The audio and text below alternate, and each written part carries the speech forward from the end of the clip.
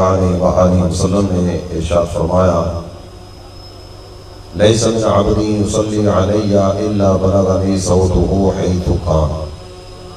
فرمایا میرے صحابہ، میرا جو بھی امتی مجھ پر درود پڑھے وہ جہاں کہیں بھی ہو اس کا پڑھا ہوا درود مجھ تک پہنچتا ہے۔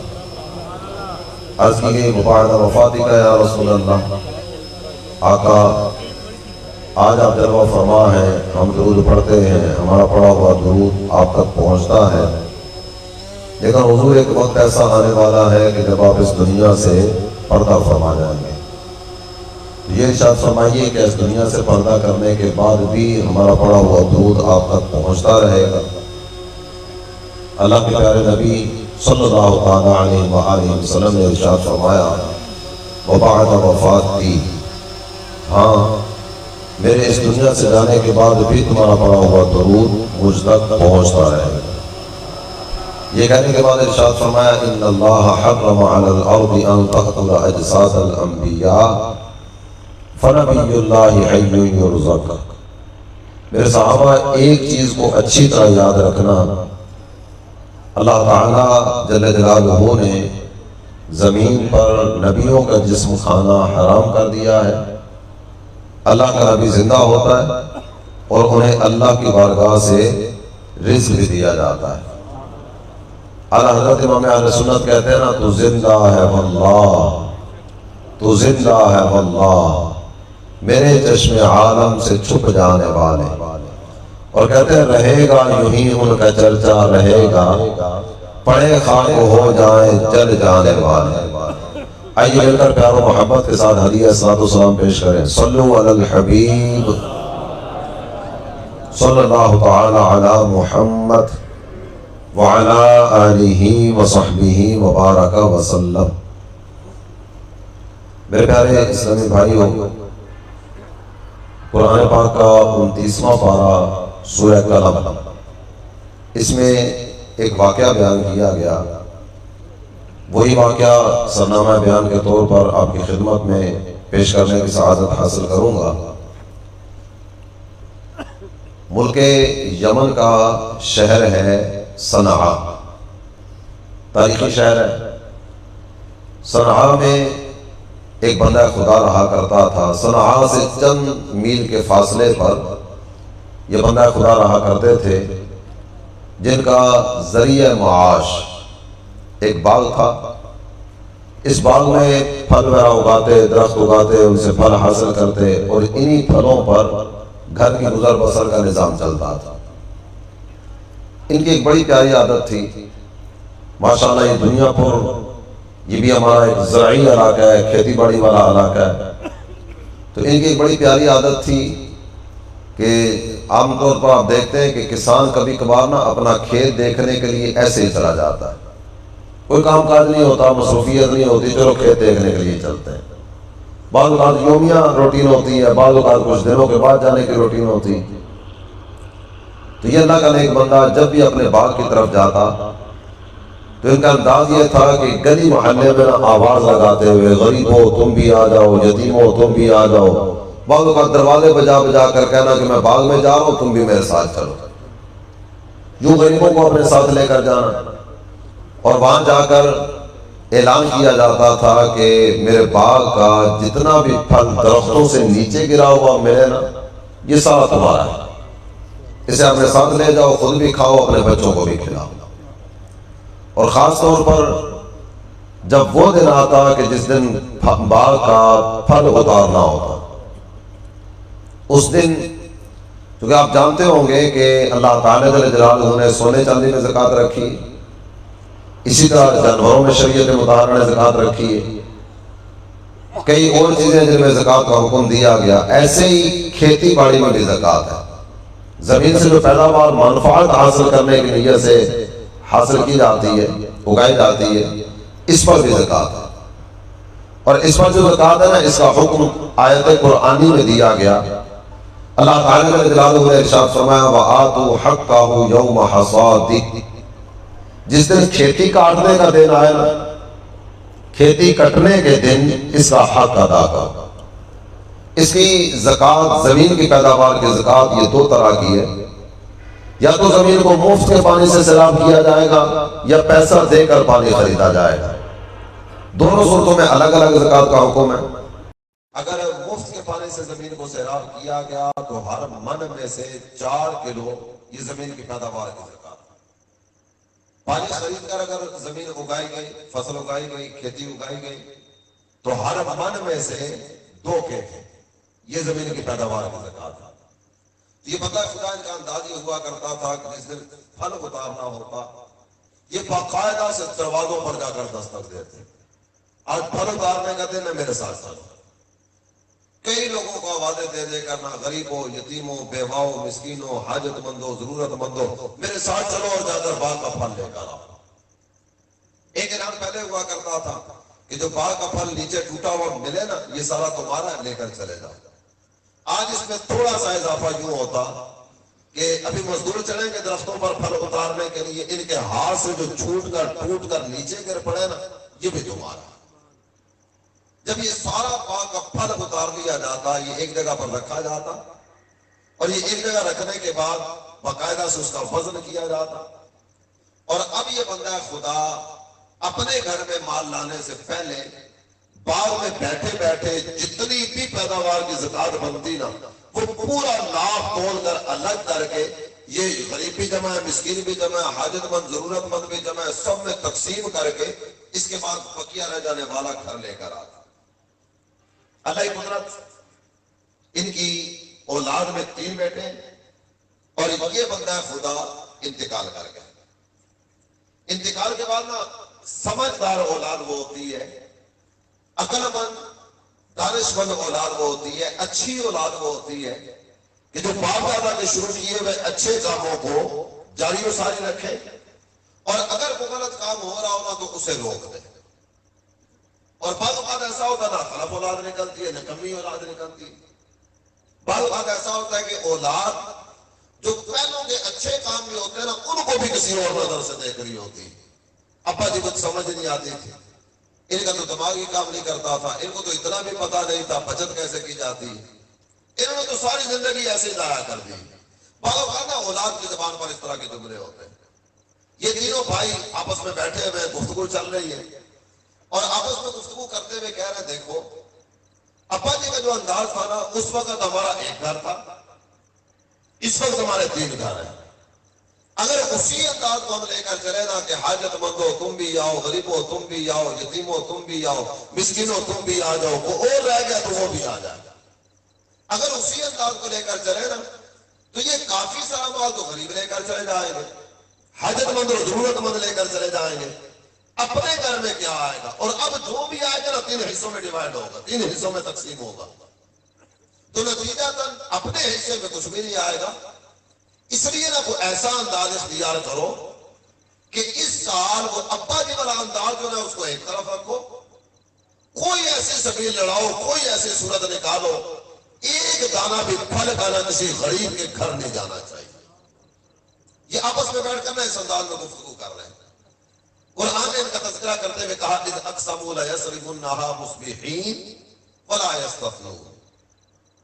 یہ آپس میں عہد و پیمان کر رہے ہیں اور جو گفتگو ہو رہی ہے نا وہ گفتگو یہ ہے، ہم ایسا کرتے ہیں کہ رات کی تاریکی میں جائیں گے، پچھلا پہر رات کا ہم اس وقت نکلیں گے، ساری دنیا سو چکی ہوتی ہے، بڑے آرام سے باغ میں جا کرنا سارے کا سارا پھل اتاریں گے اور چپ چاپ اٹھا کرنا اپنے گھر میں لے آئیں گے.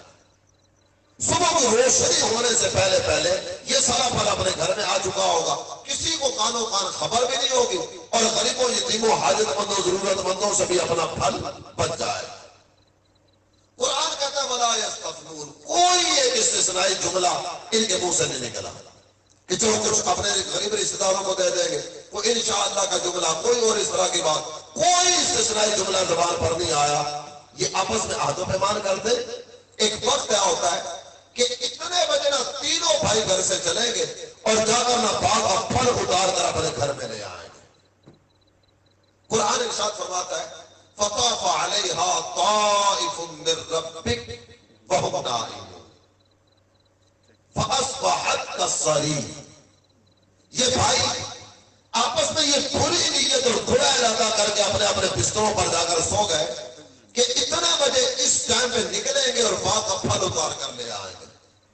قرآن ارشاد فرماتا ہے تیرے رب کی طرف سے ایک پھیری کرنے والا آیا، پھیری کر کے چلا گیا۔ وہ پھیری کرنے والا کیا تھا؟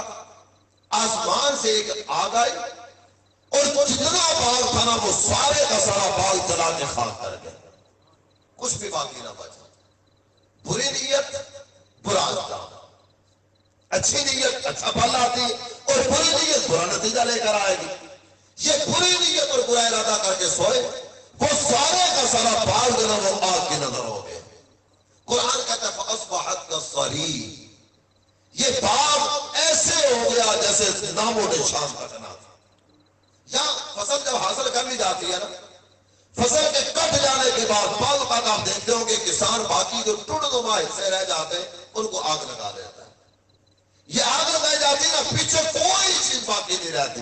ان کے باغ کی یہ حالت ہو گئی، یہ پست ہو کر اپنے بستر پر سوئے ہوئے اور یہ ارادہ کر کے سوئے ہوئے کہ آج دیکھتے ہیں کوئی غریب کیسے آتا ہے، آج دیکھتے ہیں کسی غریب کے منہ میں لقمہ کیسے جاتا ہے، آج دیکھتے ہیں وہ کس انداز میں آ کر ہمارے باغ کا پھل لے کر اپنے گھر کی طرف جاتے ہیں۔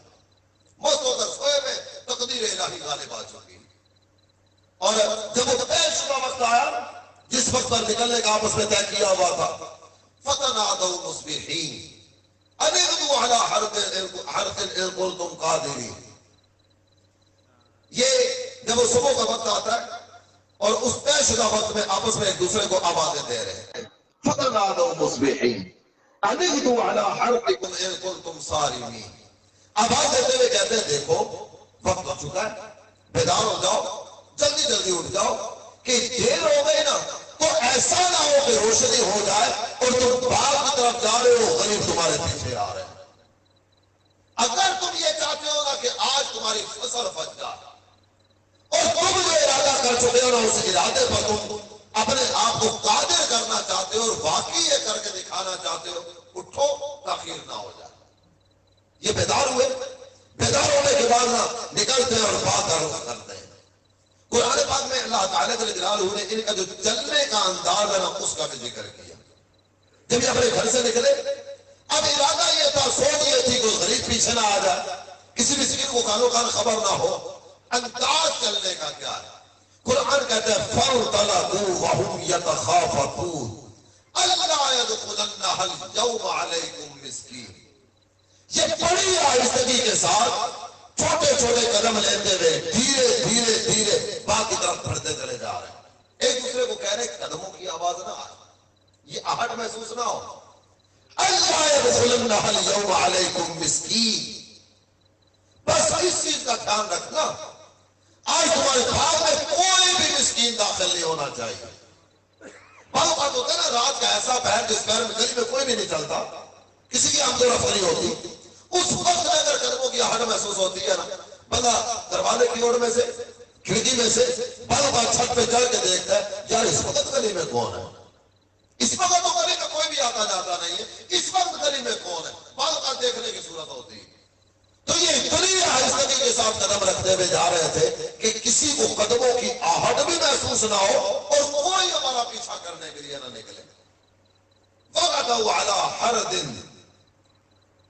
قادرین، یہ سمجھ رہے تھے جو ارادہ کیا میں نے اس ارادے کو آج پورا کر لیں گے۔ انہیں کیا پتا تقدیر غالب آ چکی، انہیں کیا پتا اللہ تعالیٰ کی مشیت غالب آ چکی۔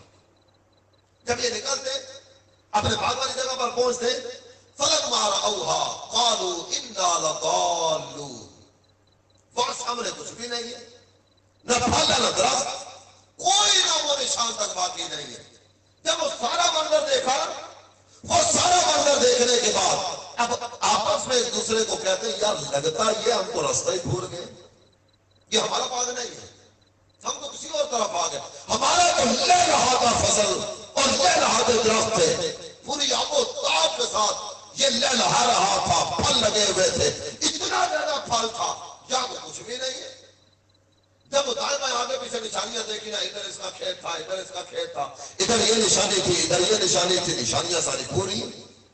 اب ان کی زبان پر آتا ہے وَنَحْنُ مَحْرُومُونَ، دیکھو ہم راستہ نہیں بھولے لیکن لگتا یہ کہ ہم محروم کر دیے گئے. قال اوسطهم الم اقل لكم لولا تسبحون. اب بعض اوقات یہ انداز ہوتا ہے آپس میں ایک دوسرے کو بندہ ملامت کرنا شروع کرتا ہے. کام نہیں ہو سکا نا، یہ تیری وجہ سے ہوئے. نہیں میری وجہ سے کب ہوا؟ اس نے کہا تھا. نہیں میں نے نہیں کہا تھا، یہ تو فلاں کا مشورہ تھا. یوں اس انداز میں آپس میں ایک دوسرے کو ملامت کرنے کی صورت ہوئی. لیکن انجام کار جو ہونا تھا وہ تو ہو چکا. اللہ تعالیٰ کا جلال ہو جس کی اصلاح مقدر فرمائے نا، غلطی کے بعد اسے اپنی غلطی میں سدھار کی توفیق مل جاتی. یہ تینوں بھائی آپس میں بیٹھے ہوئے گفتگو ہو رہی ہے اور کہتے پتہ کیا ہے؟ کہتے یہ جو بھی ہوا ہے نا یہ بالکل واضح سی بات ہے. ہم نے غریبوں کی طرف جانے والا روکا، اللہ نے ہماری طرف آنے والا روک دیا. ہم نے غریبوں کے منہ سے نوالا چھیننے کی کوشش کی، آج اپنے ہاتھ میں کچھ بھی نہیں آیا. چلو تینوں بھائی ارادہ کرتے ہیں اپنا بھاگنا لگائیں گے، اور اب جو پھل لگے گا نا وہ ابا جی کا طریقہ ٹھیک تھا، وہی انداز ٹھیک تھا. غریبوں آ جاؤ، یتیموں آ جاؤ، مسکینوں آ جاؤ. یہ بھی کھا رہے تھے، اپنا بھی سلسلہ چل رہا تھا. ہم ان کو کھلا رہے تھے، اللہ ہمیں عطا کر رہا تھا. وہی طریقہ ٹھیک تھا. ارادہ بدلا، نیت بدلی. بری نیت کا بڑا انجام تھا، اچھی نیت کی اللہ تعالیٰ جل جلالہ نے اچھا صلہ عطا فرمایا. اگلا سال آتا ہے، اگلے سال جو ان کے باغ میں پھل لگتا ہے، اللہ کی قدرت دیکھی. یہ انگور کی بیل سے گچھا اتار دے، اور ایک گچھا اتار کرنا اس گچھے کو گھر لے جانے کے لیے گدا لانا پڑتا ہے. ایک گچھا اس پر لادا جاتا ہے، یہ گھر میں چھوڑ کر آتے ہیں. دوسرا گچھا گھر پہنچانے کے لیے گدے کو دوبارہ لایا جاتا ہے. اللہ نے اتنی برکت دی، اس قدر اللہ تعالیٰ جل جلالہ نے نوازا. تو نتیجہ اس سارے قرآنی واقعے کا جو نتیجہ نکلتا ہے نا وہ یہ ہے، تم غریبوں کو دو، تم حاجت مندوں اور ضرورت مندوں کو دو، اللہ تعالیٰ تمہیں عطا کرے گا. سرکار دو عالم صلی اللہ تعالیٰ علیہ وسلم ارشاد فرماتے ہیں روزانہ آسمان سے 2 فرشتے اترتے ہیں. یہ دونوں فرشتے ایک ایک دعا اللہ کی بارگاہ میں عرض کرتے ہیں. ایک فرشتہ کہتا ہے اللہم اعطی منفقا خلفا، اے اللہ جو تیری راہ میں دیتا نا اسے اور عطا کر. دوسرا فرشتہ کہتا ہے اللہم ممسکا خلفا، اے اللہ جو تیری راہ میں دینے سے اپنا ہاتھ روکتا ہے نا تو اس کی طرف آنے والے کو روک دے. ایک یہ کہتا ہے، ایک یہ کہتا ہے. اب بندے کی مرضی ہے، اس کی دعا سے حصہ لے لے یا اس نے جو کہا اس سے حصہ لے لے، بندے کی اپنی مرضی. سرکار دو عالم صلی اللہ تعالیٰ علیہ وسلم کی خدمت اقدس میں سیدہ اسماء حاضر ہیں. میرے آقا ارشاد فرماتے ہیں انفقی ولا تحسی، اے اسماء اللہ کی راہ میں دینے کی عادت بناؤ. سنو، جب اللہ کی راہ میں دینے کا وقت آیا نا تو پھر گن گن کر حساب لگا لگا کر دن دینا. تم بغیر حساب کے اللہ کی راہ میں دو، تمہارا رب تمہیں بغیر حساب کے عطا فرمائے. اور قرآن پاک کی آیتوں کی بات کی طرف اگر ہم بڑھتے ہیں، اللہ تعالیٰ جل جلالہ نے اپنی راہ میں خرچ کرنے والوں کے جو انداز ذکر فرمایا اور ان کو ملنے والے انعامات کا جو روشن بیان فرمایا. خالق کائنات جل جلالہ نے فرمایا مثل الذین ينفقون اموالهم فی سبیل اللہ کمثل حبۃ انبتت 7 سنابل فی کل سنبلۃ 100 حبۃ واللہ یضاعف لمن یشاء. یاد دیکھتے نا کھیتی باڑی کے تعلق سے، کسان ہل چلاتا ہے، زمین تیار کرتا ہے، زمین تیار ہو گئی، اب بیج ڈالنا شروع کرتا ہے. بیج ڈال دیا گیا، آگے آگے کسان بیج ڈال رہا ہوتا ہے، پیچھے پیچھے اب دیکھتے ہیں پرندے آ کر اس کا دانہ اچک کر لے کے جا رہے ہوتے ہیں. کتنے دانے یہ پرندے کھا کر چلے گئے. کتنا دانہ اس طرح کا زمین کے اندر گیا، اندر ہی گل سڑ گیا، اس کے ساتھ نکلے ہی کچھ نہیں. کتنے دانے اس طرح کے زمین کے اندر گیا، کیڑے مکوڑے اندر ہی کھا گئے.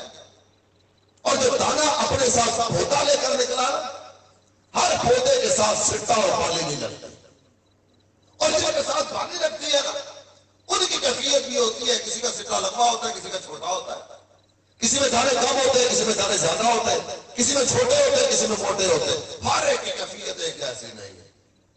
اور جس نے اللہ کی راہ میں دیا نا قرآن ارشاد فرماتا ہے اللہ کی راہ میں دینے والے کی مثال ایسی ہے، اس نے زمین میں ایک دانہ ڈالا، صرف ایک دانہ، وہ دانہ اپنے ساتھ جو پودا لے کر آیا نا، اس پودے میں ایک نہیں 7 بالیاں لگی، فی کل سنبلۃ مئۃ حبۃ، اور ان 7 بالیوں میں ہر بانی میں ہر سٹے میں 100 دانے۔ نتیجہ کیا ہے؟ تم اللہ کی راہ میں 1 روپیہ دو گے، تمہارا رب تمہیں 700 گنا عطا فرمائے گا، ایک کے بدلے 700۔ اور صرف 700 پر بس نہیں ہے، قرآن کہتا ہے اللہ یضاعف لمن یشاء، تمہارا رب تو تمہاری محبت دیکھتا ہے، کون کتنے پیار سے دے رہا ہے، جو جتنی محبت کے ساتھ دیتا ہے نا، اللہ تعالیٰ جس کے لیے چاہے جتنا چاہے اجر و ثواب میں اضافہ فرما دے، جو جتنی محبت سے دے۔ ہمارے اسلاف کا انداز کس طرح کا؟ ہمارے کابرین یہ اللہ کی راہ میں کس طرح خرچ کیا کرتے تھے۔ آپ وہ جیش العسرہ کا منظر نظروں میں لائیے، غزوہ تبوک، میرے آقا ممبر پر ترجمہ فرمائے اور اللہ کے پیارے نبی صلی اللہ تعالی علیہ وسلم اعلان فرما رہے ہیں، میرے صحابہ اللہ کے دین کو تمہارے پیسے کی حاجت، اللہ نے جس کو مال دیا اپنا مال اللہ کی راہ میں خرچ کرے۔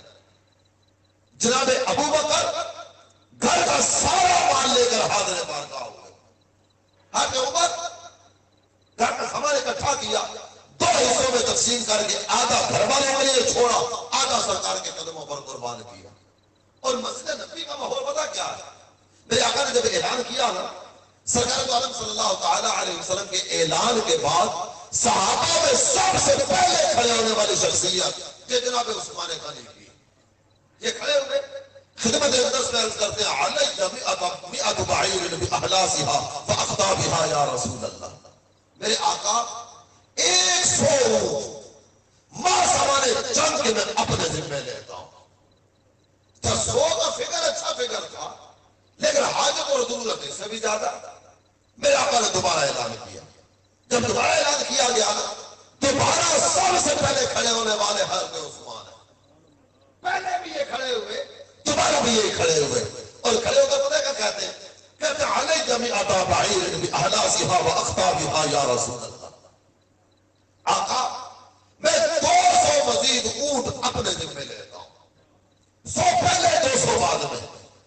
سرکار نے ابھی بھی حاجت زیادہ تھی، تیسری مرتبہ پھر اعلان کیا، جب تیسری مرتبہ اعلان کیا نا، تو تیسری مرتبہ بھی سب سے پہلے کھڑے ہونے والی شخصیت یہ جناب عثمان غنی کی۔ اب کھڑے ہو گئے اور کھڑے ہو کر کہتے ہیں علیہ 300 بعیر باحلاسها واخطابها یا رسول اللہ، میرے آقا میں 300 مزید اونٹ اپنے ذمہ لیتا ہوں، 100 پہلے 200 بعد میں اور 300 اس کے بعد، کل کتنے ہوئے؟ 600۔ یہ 600 اونٹ کا اعلان کیا۔ ہمارا انداز پتہ کیا ہوتا ہے؟ ہم مسجد کی بات ہو رہی ہو، مدرسے کی بات ہو رہی ہو، کسی رفائی یا فلاحی کام کی بات ہو رہی ہو، ہم کھڑے ہو کر نفاذ اوقات اعلان کرتے ہیں جناب 10,000 میرا لکھ لو۔ جب 10,000 لکھوانے کے بعد میں جو ہی نیچے بیٹھتے ہیں نا تو سارے دل بیٹھنا شروع ہو جاتا ہے۔ 10,000 میرے خیال آتے ہیں یار کو 1,000 500 1500 کم بھی ہو گیا تو خیر ہے، اتنے لوگ دینے والے بیٹھے ہوئے، ہو سکتا ہے اتنوں میں سے پتہ نہیں کتنے اس طرح کے ہوں جن کی نیتیں اوپر نیچے ہو رہی ہیں، چاہے 10,000 کی نیت کر کے بیٹھے تو 8,500 9,000 8,000 پہ آ گئے، یہاں سے گھر پہنچے نا تو گھر میں 2-4 خرچے سنے تو پھر خیال آیا یار یہاں مسجد میں بعد میں کبھی دے دیں گے، وہ ساری نیت اوپر نیچے ہو گئے۔ حضرت عثمان کی بھی نیت بدلی ہے، لیکن حضرت عثمان کی نیت کا بدلنا کس انداز میں؟ اب نیت کی طرح کی تھی 600، جب پیش کرنے کا وقت آیا بارگاہ رسالت میں 950 اونٹ لے کر حضرت عثمان حاضر ہوتے ہیں، 950، نیت 600 کی ہے، ان کا ارادہ ان کی نیت بھی بدلی لیکن ان کی نیت اوپر کی طرف سے آ رہی ہے، یہ 950 لے کر سرکار کی بارگاہ میں حاضر ہوتے ہیں اور مزید پتہ کیا عرض کرتے ہیں؟ آقا 950 اونٹ ہے، 50 گھوڑے دے کرنا 1000 کا عدد پورا کر رہا ہوں، 1000 کا عدد پورا ہوا اور ساتھ 10,000 سونے سکے، 10,000 اشرفیاں گولڈن کوئنز یہ سرکار کی بارگاہ میں پیش کی، حضور یہ بھی قبول فرمائی۔ ہمارے اسلاف کا یہ انداز، ہمارے بڑوں کا یہ انداز۔ جب مسلمان مدینہ طیبہ میں آتے ہیں نا، مدینہ طیبہ میں صرف ایک کنواں میٹھے پانی کا، پیر روما۔ میرے آقا ارشاد فرماتے ہیں میں یشتری ہذہ البئر، میرے صحابہ تم میں سے کون ہے جو اس کنویں کو جا کر خریدے گا؟ ایک یہودی کی ملکیت ہے، یہودی مسلمانوں کو پانی نہیں پینے دیتا، تنگ کرتا ہے، اذیت کا سامان کرتا ہے۔ سرکار نے فرمایا کون اس کنویں کو خریدے گا؟ آقا اگر یہ کنواں خرید لے بدلے میں کیا ملے گا؟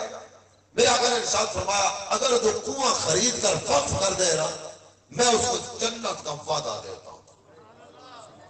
جو اپنا پیسہ خرچ کر کے کنواں خرید لے، جنت کا وعدہ۔ حضرت عثمان گئے، جا کر اسے کہتے ہیں یہ کنواں بیچو گے؟ کیا لگا نہیں میں نے نہیں بیچ رہا۔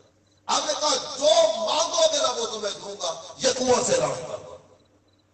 پہلے وہ تیار نہیں ہوا، بعد میں تیار ہوا، کہنے لگا ٹھیک ہے بیچنے کے لیے تیار ہوں لیکن آدھا بیچوں گا۔ آدھے کا مطلب یہ ہوگا کہ ایک دن پانی تمہارا، دوسرے دن پانی میرا۔ میری باری پر تم پانی کا تقاضا نہیں کرو گے اور تمہاری باری پر میں پانی کا تقاضا نہیں کروں گا۔ ایک دن تمہارا ایک دن میرا، اس ارادے پر تمہیں بھیجتا ہوں، 12,000 درہم دوں گا۔ درہم چاندی کا سکہ ہوتا ہے، 12,000 چاندی کے سکے۔ حضرت عثمان کہتے ہیں ٹھہرو میں ابھی آتا ہوں۔ سرکار کی بارگاہ میں گئے، عرض کیا آقا وہ دینے کے لیے تیار تو ہوا ہے لیکن حضور اس انداز میں دینے کے لیے تیار ہے۔ عثمان لیا کیوں نہیں؟ یا رسول اللہ بس اتنا پتہ کرنا چاہتا تھا وہ جنت کا وعدہ جو آپ نے دیا تھا کیا اس انداز پر اگر کنواں لے کر آؤ اس پر بھی جنت کا وعدہ ملا ہے، اس پر بھی جنت ملے گی؟ میرے آقا نے فرمایا ہاں عثمان اس انداز میں ملے اور پھر بھی جنت۔ حضرت عثمان نے 12,000 درہم دیے، ایک دن کے لیے کنواں خریدا، ایک دن اس کا ایک دن حضرت عثمان کا، سرکار کی بارگاہ میں حاضر ہو گئے۔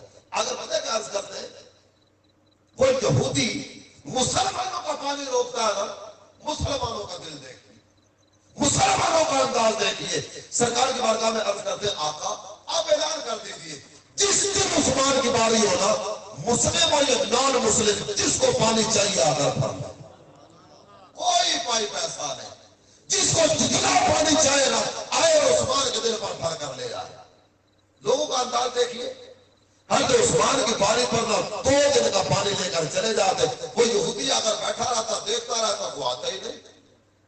اب یہ خود ہی آتے عثمان کو تلاش کرنے لگا، اگر کہتے ہیں عثمان جو باقی کا آدھا نا یہ بھی تم بھی دے دو۔ حضرت عثمان نے 8,000 مزید دیے، 20,000 درہم میں یہ پورا کنواں خرید کرنا وقف کر دیا۔ مدینہ طیبہ میں یوں تو کئی حضرات کی پراپرٹیز تھی نا، لیکن کس کی کون سی پراپرٹی ہے کوئی نام و نشان اس انداز میں بہت ساری جگہوں کا نہیں ہے، لیکن حضرت عثمان نے جو کنواں خریدا تھا نا وہ آج بھی موجود ہے۔ پیر روما سے کوئی نہیں کہتا، آج یہ پیر عثمان کے نام سے مشہور ہے، حضرت عثمان کا کنواں۔ مدینہ طیبہ میں کئی کنویں آج بھی موجود ہیں، خشک پڑے ہوئے ہیں، لیکن پیر عثمان کا پانی آج بھی پوری آب و تاب کے ساتھ اطراف کی زمین کو سیراب کر رہا ہے۔ وہاں باقاعدہ سے باغ بنا ہوا ہے جس باغ کو آج بھی اسی پانی سے سیراب کیا جا رہا ہے۔ کیا انداز ہے محبوب کے صحابہ، کیا دلچسپ انداز اور دلکش حسین اور دل نشین انداز ہے میرے آقا کے صحابہ کا، اللہ کی راہ میں خرچ کرنے کا جذبہ۔ اب جتنے عاشقان رسول تشریف فرمایا نا، آپ سب کی خدمت میں گزارش پیش کروں گا، اللہ نے مال دیے، اللہ کے دیے ہوئے مال میں سے اللہ کی راہ میں خرچ کرنے والے بنے، اپنے مال کی زکات پورا حساب لگا کر دیجیے، صدقہ و خیرات کی عادت بنائیے، اور سب سے پہلے جب زکات دینے اور صدقہ دینے کی باری آئے تو بالکل واضح لفظوں میں عرض کر رہا ہوں، آپ کی زکات کے سب سے زیادہ حقدار یہ آپ کے غریب رشتہ دار ہیں۔ اپنے غریب رشتہ داروں کا خیال کیجیے، اوقات بہن غریب ہوتی ہے، بھائی غریب ہوتا ہے، خالہ ماموں چچا پھوپھی کئی گھر کے خاندان کے غریب افراد موجود ہوتے ہیں۔ بندہ عام طور پر پیسہ اس جگہ پر جا کر خرچ کرتا ہے جہاں کچھ چھپا ہوا ہوتا ہے،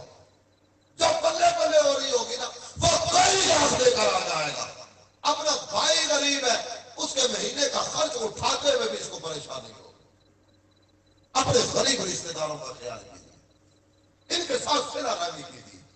اور زکات کے حوالے سے بالکل آسان لفظوں میں عرض کر دوں، جو اصول و فروع ہے نا، ان کو زکات نہیں دی جا سکتی، دائیں بائیں آگے پیچھے سب کو دی جا سکتی. اصول و فروع سے مراد جو بندے کے اوپر والے رشتے دار اور نیچے والے رشتے دار، ماں باپ، دادی دادا یہ اوپر والے، اسی طرح پوتا پوتی، بیٹا بیٹی یہ نیچے والے. اوپر والوں کو نہیں دے سکتے، نیچے والوں کو نہیں دے سکتے. بقیہ دائیں بائیں جتنے رشتے دار ہیں نا سب کو زکات دی جا سکتی. بھائی غریب ہے دیجیے، بہن حقدار ہے اسے دیجیے. اسی طرح دیگر جو رشتے دار ہیں ان میں سے اگر کوئی حقدار ہے، بھانجا ہے، بھتیجا ہے، خالہ ہے، پھوپھی ہے، ماموں ہے، چچا ہے، تایا ہے، ان کو زکات دی جا سکتی ہے. اور ہماری شریعت کا حسن دیکھیے، زکات دینی ہے نا تو یہ کہہ کر دینا میرے بھائی یہ زکات کی رقم دے رہا ہوں، یہ کوئی ضروری نہیں. آپ کی اپنی نیت ہے نا زکات کی، آپ اسے تحفے کے نام پر دے دیں، عیدی کے نام پر دے دیں، افطاری کے نام پر دے دیں، آپ کسی بھی نام پر دے دیں نا، آپ کی اپنی نیت زکات کی ہے، زکات ادا ہو جائے گی. بعض رشتے دار اس طرح کے ہوں گے کہ اب زکات کہہ کر دیں گے نا شاید لینے سے انکار کر دیں. حقدار ہے، ضرورت مند ہے، لیکن نہیں لے گا. تو اپنا اپنا مزاج، اپنی اپنی عادت ہوتی ہے. تو اگر غریب ہے، حقدار ہے، زکات کا مستحق ہے، آپ بچوں کی عیدی کے نام پر دے دیجیے، بچوں کے کپڑے لے لینا اس نام پر دے دیجیے، میری طرف سے افطاری کر لینا. اپنے نیچے زکات کی ہے نا، زکات ادا ہو جائے گا.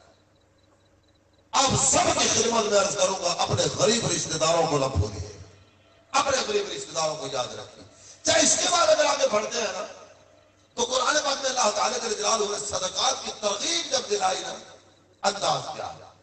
خالق کائنات جل جلالہ نے ارشاد فرمایا من ذا الذی یقرض اللہ قرضا حسنا، میرے پاس جو کچھ پیسہ ہے نا، آپ کے پاس جتنی بھی رقم ہے یہ سب اللہ کی دی ہوئی ہے، اپنا کوئی کمال نہیں، یہ سب اللہ کی عطا ہے.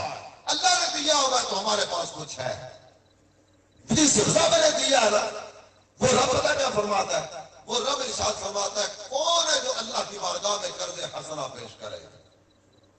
دیا ہوا بھی اسی کا، سب اسی کی عطا ہے. بس بندہ کہتا ہے جناب میں نے بڑی محنت کی ہے، یہ میری محنت کا نتیجہ ہے کہ آج کال کو پھر بنگلے میں بیٹھ رہا ہوں. یہ ساری نعمتیں جو میسر ہے نا یہ میری محنت کا نتیجہ ہے. یہ میری تیری کوئی محنت نہیں ہے، اللہ کی عطا کے سوا کچھ بھی نہیں.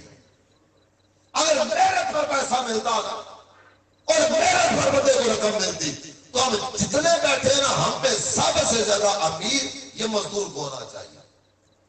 اب بتائیے ایک آدمی اے سی والے دفتر میں بیٹھا ہوا ہے، گھومنے والی کرسی پر جناب کبھی ادھر تو کبھی ادھر، کوئی اس طرح کا جناب کوئی محنت والا سلسلہ ہی نہیں ہے. موبائل سامنے رکھا ہوگا، ایک کال ادھر سے سنے گا، دوسری کال ادھر سے سنے گا، کال سامنے فائل آ جائے گی دستخط کر دے گا. کون سی محنت کر رہا ہے؟ اصل محنت تو مزدور کر رہا ہوتا ہے. محنت پر ملے نا تو ہم سب میں سب سے زیادہ امیر مزدور کو ہونا چاہیے. محنت پر نہیں ہے، اللہ کی عطا ہے. کتنے ہی لوگ آپ نے دیکھے ہوں گے فٹ پاتھ پر بیٹھا کرتا تھا، آج کارخانے کا مالک، آج اتنا بڑا فارم ہاؤس کھول کے بیٹھا ہوا، اتنی بڑی دکان اس نے بازار میں بنا لی. یہ فٹ پاتھ پر بیٹھ کر چیزیں بیچا کرتا تھا. اور کتنے ہی اس طرح کے لاکھ پتی، ارب پتی، کروڑ پتی بیچارے لقمے لقمے کو محتاج ہوتا ہے. قرآن کہتا ہے وَتِلْكَ الْأَيَّامُ نُدَاوِلُهَا بَيْنَ النَّاسِ، یہ اللہ کی تقسیم ہے. اللہ ارشاد فرماتا ہے میں دنوں کو لوگوں میں پھیر دے رہا ہے. یہ پیسہ تو خوب چھاؤں ہوا کرتا ہے، آج ادھر ہے کل ادھر. آپ بازار جاتے ہیں، بازار جا کر جو ہی کسی جگہ پر آپ اپنی گاڑی پارک کرنے لگتے ہیں، ابھی گاڑی صحیح انداز سے رکی بھی نہیں، آپ کے شیشے پر لاک کی جاتا ہے. آپ جو ہی چہرہ پھیر کر دیکھتے ہیں نا ایک آدمی ہاتھ پھیلائے کھڑا ہوتا ہے، اللہ کے نام پہ کچھ دے دو. کیا کبھی غور کیا اس میں اور مجھ میں کیا فرق ہے؟ ظاہری طور پر کوئی فرق نہیں ہے. اس کی بھی دو ٹانگیں ہیں، میری بھی دو ٹانگیں ہیں، اس کے دو ہاتھ ہیں، میرے دو ہاتھ ہیں. جیسا وہ انسان ہے ویسا میں انسان ہوں. لیکن اللہ تعالیٰ کی تقسیم دیکھیے، میرے رب نے مجھے یوں رکھا ہے اور وہ اس کیفیت میں. کتنے ہی لوگ اپنی حاجتیں پوری کروانے کے لیے میرے میرے کو دیکھ رہے ہوتے ہیں، میرے دروازے پر دستک دے رہے ہوتے ہیں. یہ اللہ کا کرم نہیں ہے. اللہ نے مجھے مانگنے والوں میں نہیں رکھا. میرے رب نے اس قدر مجھے نوازا، میرا ہاتھ ہمیشہ یوں ہوتا ہے. میں دینے والا ہوں، مجھے اللہ نے توفیق دی ہے. میں یوں اپنا ہاتھ پھیلانے والا نہیں، اپنا ہاتھ یوں رکھنے والا ہوں. یہ اللہ کے کرم کے سوا کچھ بھی نہیں. جس اللہ نے مجھے نوازا ہے وہی رب ارشاد فرماتا ہے من ذا الذی یقرض اللہ قرضا حسنا. تم میں سے کون ہے جو اللہ کو قرض حسنا پیش کرے گا؟ اور یہ کہنے کے بعد اگلی بات کیا فرمائی جا رہی ہے؟ ارشاد فرمایا فَيُضَاعِفَهُ لَهُ أَضْعَافًا كَثِيرًا. تم اللہ کی بارگاہ میں قرض حسنا پیش کرو گے، تمہارا رب تمہیں دگنا چگنا کر کے لوٹائے. تو دیا کیا؟ ہم نے اللہ کی راہ میں دیا، اللہ نے دگنا چگنا کر کے ہمیں دوبارہ عطا فرما دی. اور ایک مقام پر ارشاد ہوتا ہے وَأَقْرِضُوا اللَّهَ قَرْضًا حَسَنًا. اللہ کو قرض حسنا. اور یہ کہنے کے بعد میرا رب ارشاد فرماتا ہے وَمَا تُقَدِّمُوا لِأَنفُسِكُمْ. یاد رکھنا تم جو بھی دو گے نا یہ سارے کا سارا تم اپنے لیے دے رہے ہو، یہ سب میرے اپنے لیے. اور جو اپنے مال کی زکات ادا نہیں کرتا، حقوق واجب ادا نہیں کرتا، بس مال مال مال مال جمع کرتا جا رہا ہے، جمع کرتا چلا جا رہا ہے، زکات ادا نہیں کرتا، فطرانہ ادا نہیں کرتا، اس کے حقوق واجب ادا نہیں کرتا. قرآن ایسے کے بارے میں پتہ کیا فرماتا ہے؟ اللہ تعالیٰ جل جلالہ نے فرمایا والذین یکنزون الذهب والفضة ولا ينفقونها في سبيل الله فبشرهم بعذاب أليم. وہ لوگ جو سونا جمع کرتے ہیں، چاندی جمع کرتے ہیں، اسے اللہ کی راہ میں خرچ نہیں کرتے. بس جمع جمع جمع، پہلے رس مضبوط ہونا چاہیے جناب. یہ میں کما کر کسی اور کو کیوں دوں؟ میں نے محنت کی ہے، میرے محنت کی کمائی ہے، میں نہیں دیتا کسی کو. بس جمع کر کر کے رکھتا چلا جا رہا. جب یہ غور کرے نا یہ تقاضا کس کا ہے؟ جو جمع کیا نا اس میں سے دو. یہ تقاضا میرے رب نے فرمایا. اللہ نے فرمایا مال کی زکات ادا کرو. بار بار قرآن میں ارشاد فرمایا جا رہا ہے وآتوا الزکاۃ، زکات دو. ایمان والوں کو ساتھ ذکر کیے جاتے ہیں. قرآن کہتے ہیں وَمِمَّا رَزَقْنَاهُمْ يُنْفِقُونَ. میرے بندے وہ ہیں جو ہمارے دیے ہوئے میں سے ہماری راہ میں دیتے ہیں. جب تقاضا کتنا ہے؟ کوئی لمبا چوڑا تقاضا نہیں ہے کہ آدھا تمہارا آدھا ہمارا، کوئی ایسی بات نہیں. جو تقاضا کیا گیا وہ کتنا ہے؟ 1000 میں سے صرف 25 روپے. 1000 میں سے صرف 25 روپے. 1 لاکھ تمہارے پاس ہے نا تو 1 لاکھ میں سے 2500 روپے بس. 97,500 تمہارے، 97,500 تمہارے. یہ 2500 ادا کر دو. اور وہ بھی یومیہ نہیں، ماہانہ نہیں، نہ ویکلی نہ منتھلی، صرف اور صرف ایئر، سال میں 1 مرتبہ. سال میں 1 مرتبہ جتنا سرمایہ جمع کیا ہوگا نا 2.5% ایک طرف کر دو. اور پچھلی امتوں میں جو انداز تھا نا، پچھلی امتوں میں قربانی کا اور زکات کا انداز کیا تھا؟ کھلے میدان میں لا کر رکھ دو، آسمان سے آگ آئے گی، آگ جلا دے. آگ نے جلا دیا تمہاری زکات قبول، آگ نے جلا دیا تمہارا صدقہ قبول. آپ تصور کریں وہ کیسا منظر ہوتا ہوگا. ایک آدمی اپنا پیسہ لے کر آیا، اپنا زکات اپنا صدقہ لے کر آیا، کھلے میدان میں رکھا، آسمان سے آگ نہیں آئی. آگ نہیں آئی نا، اس کا سرمایہ نہیں جلایا گیا تو اس کا سیدھا سیدھا مطلب ہوا کرتا تھا اس کا مال اس قابل ہے ہی نہیں ہے. اللہ کو کوئی فرما، سارے محلے کو پتا چلتا ہوگا، پورے شہر میں ڈھنڈورا پیٹا جاتا ہوگا یار یہ کیسا آدمی ہے، اللہ نے اس کا مال قبول نہیں کیا، اس کی زکات قبول نہیں ہوئی. ہمارے ہاں ایسا ہے ہی کچھ نہیں. یہ 25% کا تقاضا ہے. کوئی میدان میں لا کر نہیں رکھنا، بس اپنے غریب رشتے دار دیکھ دو، ان میں بانٹ دو. اپنے غریب اور حاجت مندوں بھائیوں کو بہنوں کو ان کو دے دو. اور جو نہیں دیتا نا، قرآن کہتا ہے میرے پیارے حبیب ان کو دردناک عذاب کی خبر دے دیجیے. وہ عذاب کیا ہے؟ یوم یحمى علیہا فی نار جہنم فتقوی بہا جباہہم وجنوبہم وظہورہم. ان کا سونا ان کی چاندی آگ میں جلا کے گرما کے تپا کے ان کی پیشانی پر ان کے پہلوؤں پر اور ان کی پیٹھ پر داغ لگائے جا رہے ہو، اور یہ سارا کچھ کرنے کے ساتھ ساتھ اعلان کیا جا رہا ہوگا ھذا ما کنزتم لانفسکم، یہ ہے تمہارا وہ خزانہ جسے تم نے جمع کر کے رکھا، فذوقوا ما کنتم تکنزون، آؤ اور آج اس جمع کیے ہوئے کا مزہ چکھو۔ کیا کیفیت ہوگی اس وقت؟ کہاں گیا وہ سرمایہ، کہاں گیا وہ مال؟ اتنی محبت تھی اس مال سے، لیکن آج قیامت کے دن کوئی مال کام نہیں آ رہا۔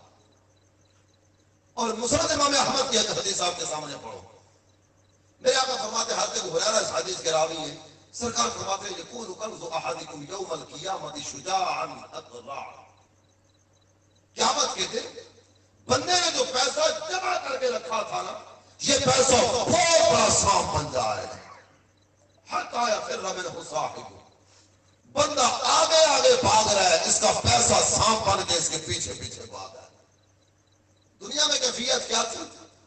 یہ پیسے کا بچہ تھا، جہاں پیسے کی سمے لاتی نا یہ دوڑتا وہاں پہنچ جاتا، یاریاں قربان کی، رشتہ داریاں قربان کی، تعلق داریاں قربان کی، سب کچھ قربان کر دیا پیسے کی وجہ سے۔ دنیا میں پیسہ آگے آگے، یہ پیچھے پیچھے، قیامت کے دن یہ آگے آگے، پیسہ سانپ بن کے پیچھے پیچھے، یہ آگے آگے بھاگ رہا ہوگا، حتیٰ یلقمہ اصابعہ، یہاں تک کہ جو سانپ آگے حملہ آور ہوگا نا، یہ آگے بڑھ کر اس کو ہاتھ پر ڈس کر لے گا اور اس کی انگلیوں کو نشانہ بنا لے گا۔ یہ سانپ ہے، یہ تو پیٹ کے بل چلنے والا ہے، لیکن یہ اتنی بلندی والے حصے ہاتھوں کو نشانہ کیوں بنا رہا ہے؟ اس کی بالکل واضح سی وجہ جو ذکر کی جا رہی ہے وہ یہ ہے کہ یہ وہ ہاتھ تھا جو اللہ کی راہ میں دینے کے لیے نہیں اٹھتا تھا، یہ وہ ہاتھ تھا جس کے ذریعے بندہ سرمایہ پیچھے پیچھے کرتا تھا اور آنے والوں کو کبھی کہتا تھا دے دیا، کبھی کہتا تھا لیٹ ہو گئے ہو، کبھی کہتا تھا کل آنا، یہ کل پرسوں آگے پیچھے کے چکر میں گھماتا رہا اور اپنا پیسہ بچاتا رہا۔ کل قیامت کے دن اس کا حال کیا ہو؟ امیر اہل سنت کہتے ہیں نا، کر لے توبہ رب کی رحمت ہے بڑی، قبر میں ورنہ سزا ہوگی کڑی۔ تو آئیے جتنے عاشقان رسول جمع ہیں، ہم سارے نیت کرتے ہیں اپنے اپنے پیسے کا حساب کر کے جس پر جتنی زکات بنتی ہے نا پوری پوری زکات ادا کریں۔